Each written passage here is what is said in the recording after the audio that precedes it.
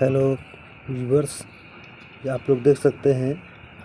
ये हमारे गांव में नहर के पुलिया टूट जाने की वजह से एक्सीडेंट ना हो, उसके लिए अच्छे से इसकी मरम्मत की जा रही है।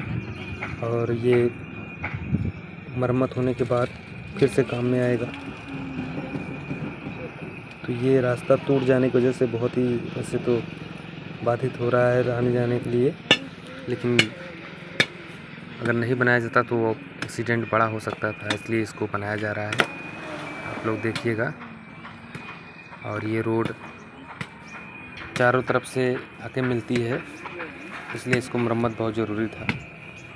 और इसके लिए विधिवत इसको फिर से पिलर के मजबूती के साथ बनाया जाएगा। अभी काम इसमें लग गया है, धीरे धीरे काम हो रहा है। धन्यवाद।